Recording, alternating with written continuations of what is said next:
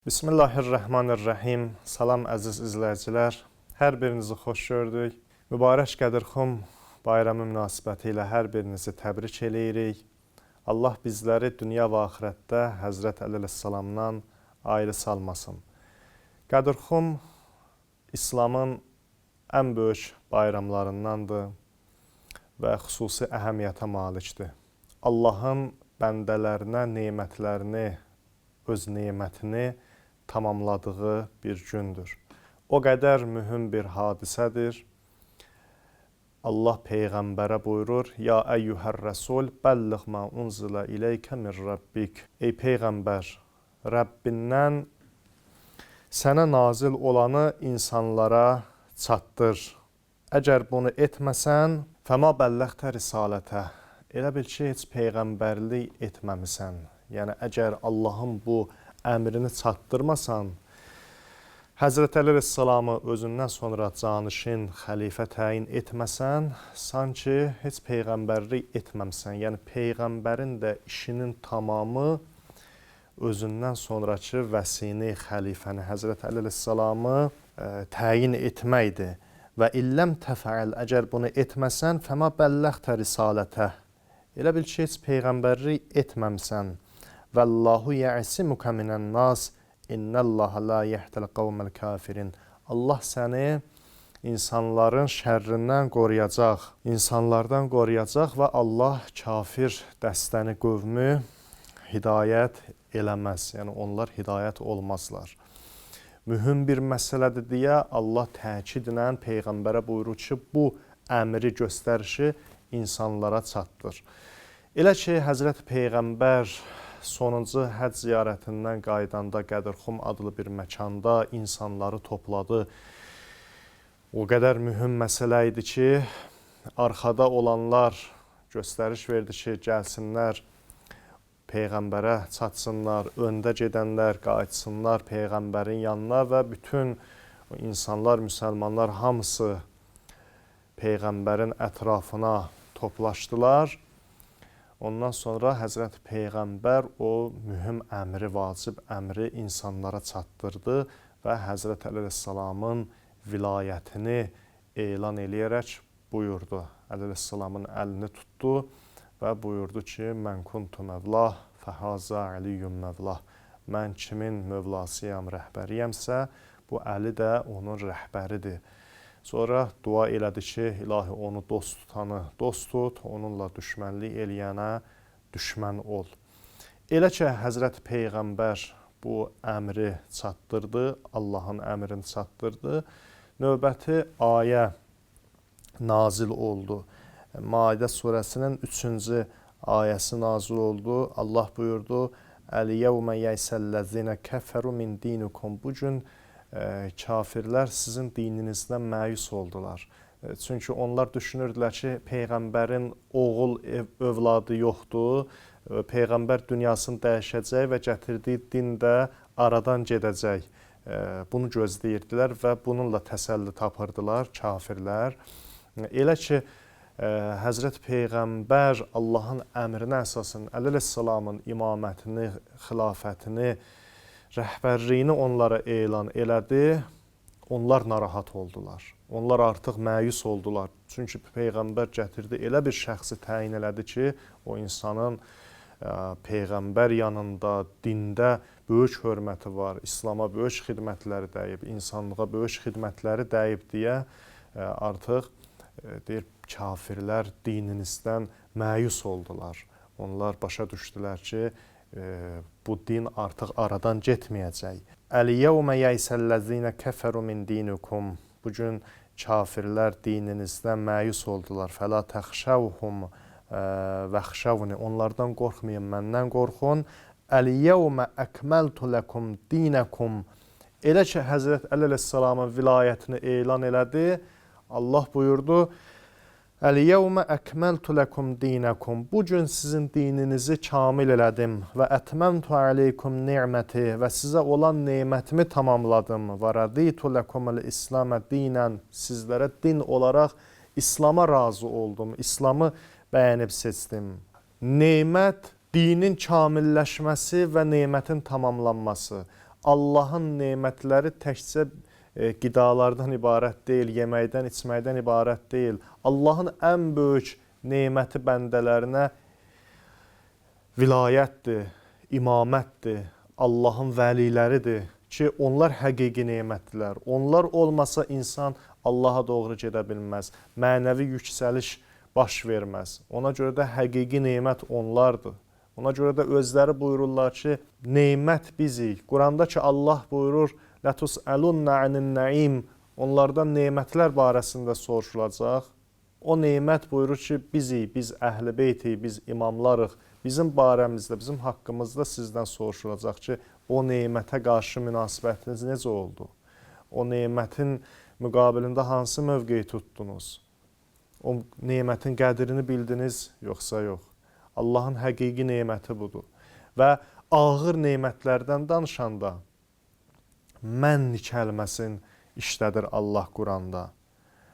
Məsələn, Həzrət Peyğəmbər barəsində danışanda ağır nemət olaraq Peyğəmbər barəsində danışanda buyurur: "Laqad mannallahu alal mu'minin iz ba'asa fihim rasulan min anfusihim." Allah möminlərə minnət qoydu.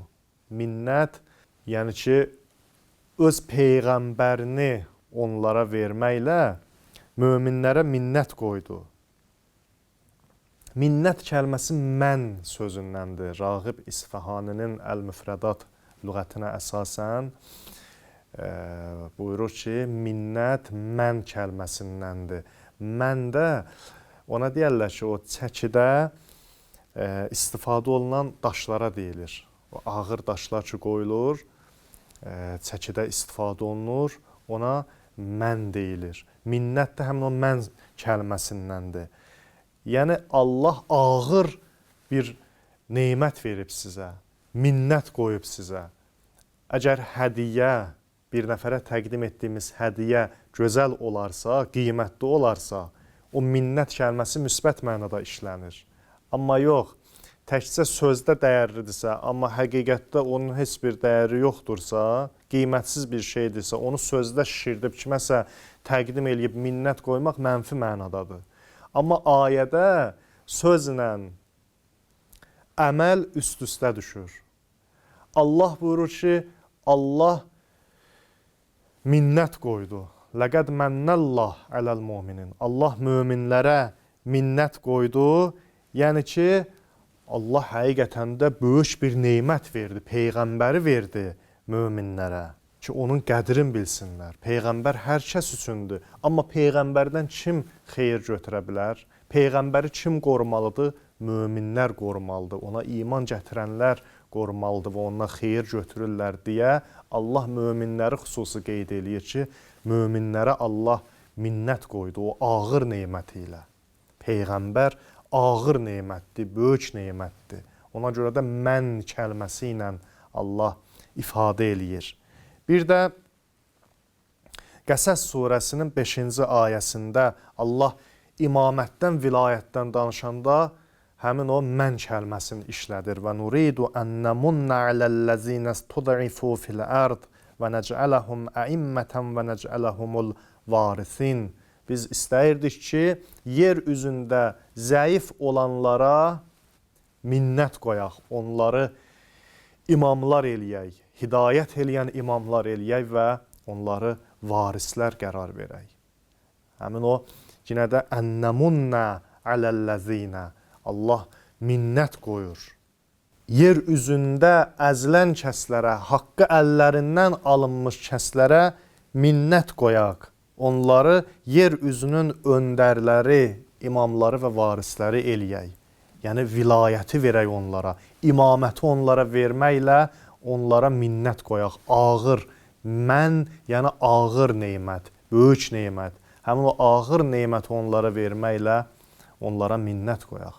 Və həqiqətən də Allahın ən böyük neməti öz vəlilərini bizlərə doğru göndərməsidir, öz höccətlərini, Peyğəmbəri, Əhl-i Beyt əleyhimussalamı bizə doğru göndərməsidir. Allahın ən böyük neməti onlardır deyə, ona görə də onları nemət adlandıranda da öz kitabında ağır nemət adlandırır onları. Həqiqətən də onlar böyük nemətdir, Allahın nemətidir və bu gün Qədirxum günündə Allah o ən böyük nemətini bizə doğru göndərdi. Bizim imamımız qərar verdi. Həzrət Əli əleyhissalamı bizə imam qərar verdi.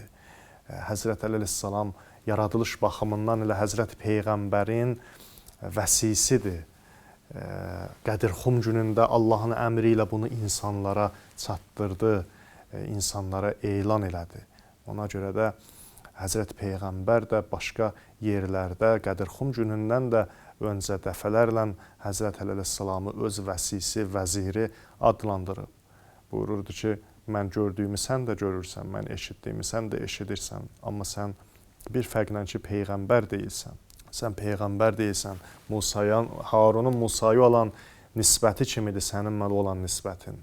Harun Musanın öz qövmü arasında canişini idi, Musanın qardaşı idi, sən də mənim qardaşımsan, mənim ümmətim arasında mənim canişinimsən.